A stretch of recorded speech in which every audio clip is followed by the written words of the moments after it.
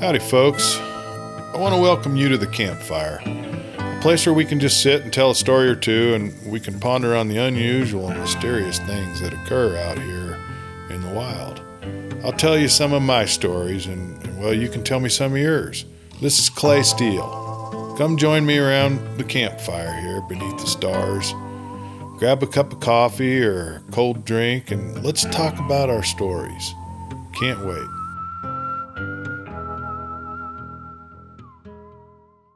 Howdy folks, I was just sitting around the campfire here and you know how peaceful it is watching the flames dance and just kind of start thinking to yourself there's a lot of memories and especially around campfires.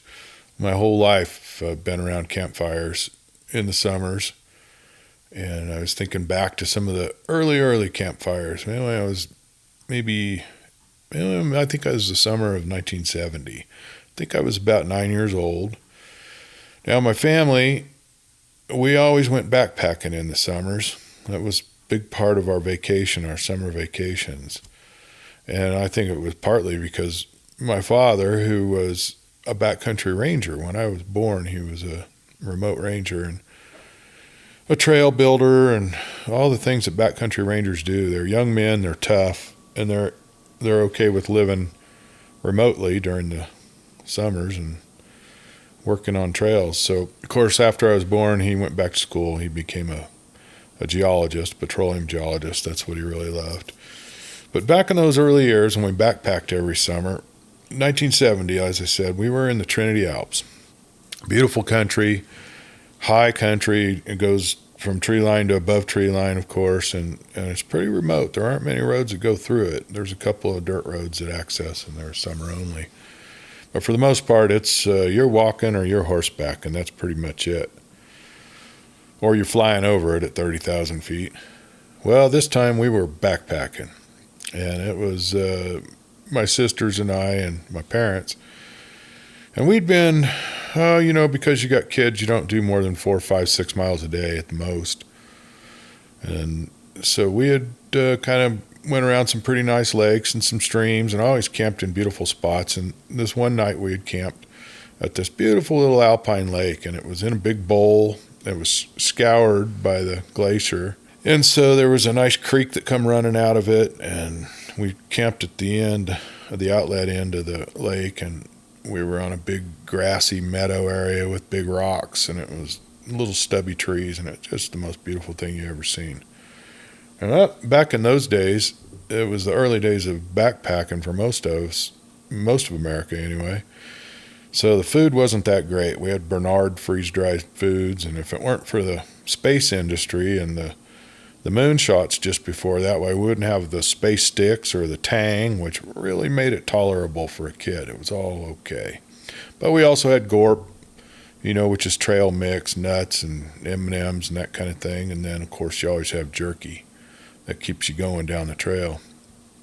Well, this particular campsite, like I said, we were in a meadow, and I had a tube tent, which is basically just a plastic sleeve. You string a line through the opening and out the other opening, and you hang it from a couple trees, and you've got basically a triangle, a long sleeve, and you slide you sleep inside of it, and it keeps you from getting wet. It's really what it does from the moisture of the air. So that was my camp, and because I was a boy, I wanted to sleep away from the family pretty much, and the girls all stayed over there with mom, and that part of camp, and dad kind of had his own thing over there by the family and by the main part of the camp, and I'm probably 30, 40 feet away. And I had my backpack leaning up against a rock. And it's just a small rock. It's about 2 foot tall, and my backpack was leaning against that. And I'm in my mummy bag inside this tube tent. And of course, you're walking all day, and you're fishing, and you're hungry, and you're outdoors. Well, you go to sleep pretty much about dark. You don't mess around much there at those kind of conditions, especially when you're young. So we're all in bed and asleep, and I don't know what time it was because I didn't really carry a watch, but sometime middle of the night, my eyes just flew open, and I just knew that something had woke me up, and I don't know what it was. Now I'm lying on my back in this mummy sack, and it's cold. And we're up pretty high elevation. We're over probably around 8,000 feet at least, maybe higher. And as I open my eyes, I'm looking out of the tent, the opening of the tent, and I'm looking towards my backpack, which is leaning against that little rock. And there's biggest shock of my life. There's somebody leaning over the rock, rummaging through my backpack. The flap's kind of open, and his hands are in there, and he's rummaging through it, and he's basically facing me over the rock. Well, I'm on my back looking at it, and he's looking at me. And it all occurred, as I came out of a dream state or as I woke up. And there was a pretty good moon that night, good enough for me to see that it looked sort of human. It wasn't a bear, it wasn't a deer, of course, and it had its arms in my backpack. So, not really sure what to do. Now, mind you, I'm only a 9 or 10-year-old kid, so I always sleep with my pocket knife. It's a folding Boy Scout knife. I have that in my sleeping bag, so I got to find it. There it is. And I'm making a plan. I'm going to get my mummy bag open, and I'm going to come out the top, and I'm going to grab my hatchet, which, if you're a 10-year-old boy and you're camping, you always have a hatchet. And I got one. It's in my tube tent. I know where it's at. It's underneath my clothes there. So my plan is to jump out, and kind of figured I'd scare it away. So I'd never really met anything that you couldn't scare away. So that's what I did. And by the time I got up, it was gone. I never saw it. Well, the flap on my pack was open. So I sealed it back, closed it, and then put it back through the clasp. And it took me a while to go to sleep that night, I tell you. Must have been an hour laying awake thinking about that and looking back at my pack, see what was going on. But I finally did get to sleep, and the next morning I didn't say much to anybody. I kind of tried to mention it a little bit, and people really it wasn't registering. What I was trying to tell them didn't make a lot of sense because there's nobody around there. You're remote. So I went around and started investigating as breakfast was being done, and I had time there. And I could see, darned enough, I opened my pack back up and went to checking, and the plastic bag that I had my jerky in was torn open. It was in my pack, was torn open, and most all the jerky was gone, out of there. Okay, that kind of convinced me that maybe I had seen something. So I start looking around the other side of that rock, and like I say, it's only about a round 2.5 foot rock, maybe 3 foot rock.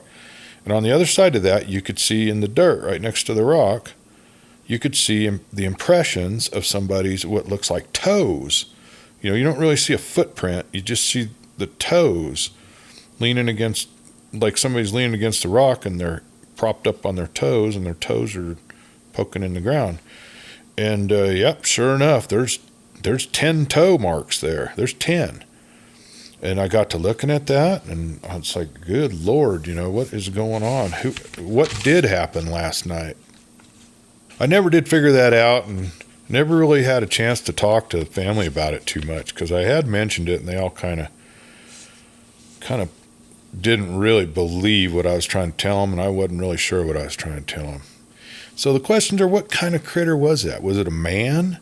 It had to be really short the way it was leaning over, and it didn't really look like it had clothes on, but it wasn't smooth skin. It looked dark colored, like some kind of brown colored body. The face was a round head, had big eyes, and some kind of something on his shoulders. I couldn't tell if it was an animal skin or a jacket or what, but it didn't look modern. It was dingy and brown and dark. And that was really the beginning of my experience with all the time I spent in the outdoors with the critters I've seen and the unexplained and the little men. And that's sort of a reoccurring theme in my life. And I'm going to tell you a few more stories about that. And what I'd really like to know, just for confirmation, is have any of you seen anything like that? If so, why don't you let us know here on this channel? I'd be glad to talk about it. Anyhow, y'all, hope you're enjoying a good campfire tonight. And if you are, think about some of the old times. So if you do have some of those stories you want to share, and I'd sure like to hear them, why don't you send them to us at thehiddencorners.story@gmail.com. We'll take a look at them and sure like to share them with everybody else. Feel free to send them in. Until then, this is Clay Steele, and I'll be talking to you around the campfire.